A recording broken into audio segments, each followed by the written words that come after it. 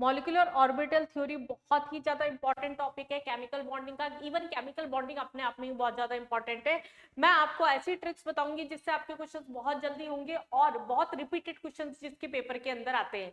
हम बात कर रहे हैं यहाँ एमओटी की, मॉलिक्यूलर ऑर्बिटल थ्योरी की। मॉलिक्यूलर ऑर्बिटल थ्योरी में जिन लोगों ने यहाँ पर पढ़ रखा है मॉलिक्यूलर ऑर्बिटल थ्योरी, उन लोगों को अगर बॉन्ड ऑर्डर निकालना आता है तो वो इस बात को बहुत अच्छे से समझ सकते हैं। यहाँ पर O2 ये हमारे पास में इस तरीके का, अगर हमारे पास में आयंस है, बॉन्ड ऑर्डर से हम बॉन्ड लेंथ निकाल सकते हैं, बॉन्ड यहाँ पर स्टेबिलिटी निकाल सकते हैं, और इवन मॉलिक्यूलर ऑर्बिटल थ्योरी से हम इनके मैग्नेटिक नेचर निकालते हैं।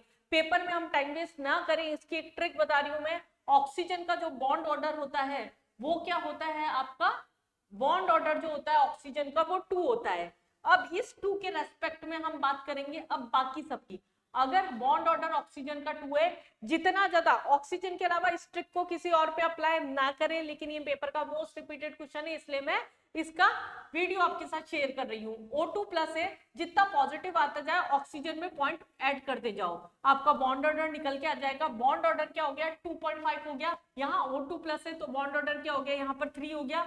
अगर हमारे पास में O2 नेगेटिव है, इसमें 0.5 कम कर दो, 1.5 हो गया, और इसका बॉन्ड ऑर्डर क्या हो गया, हमारे पास में 1 हो गया।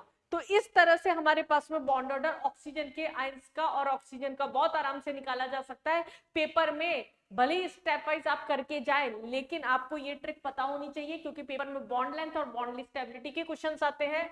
और मैग्नेटिक नेचर भी अगर आ जाता है तो मैं बता दूं, बीच वाले ये तीनों जो होते हैं ये क्या होते हैं, पैरामैग्नेटिक होते हैं। नेचर में अनपेयर्ड इलेक्ट्रॉन बचते हैं। यहाँ पर O2+ है और O2- है। अगर आपको ये भी याद रखना है तो ये क्या होते हैं आपके पास में, डायमैग्नेटिक होते हैं दोनों। अगर और भी ज्यादा इजी तरीका बताऊं, जिसपे +2 और -2 चार्ज आ रहा है, वो दोनों क्या है हमारे पास में डायमैग्नेटिक है। बाकी तीनों प्लस वाले और नॉर्मल वाले जो है वो पैरामैग्नेटिक है। बॉन्ड लेंथ अगर पूछी जाएगी तो बॉन्ड ऑर्डर की क्या होगी, इनवर्सली प्रोपोर्शनल होगा। और अगर बॉन्ड स्टेबिलिटी अगर पूछी जा रही है तो बॉन्ड ऑर्डर की डायरेक्टली प्रोपोर्शनल होगा। इस तरह की और टिप्स और ट्रिक्स जानने के लिए कैटलाइजर इंस्टीट्यूट को लाइक करिए, सब्सक्राइब करिए, चैनल के साथ में जुड़िए रहिए।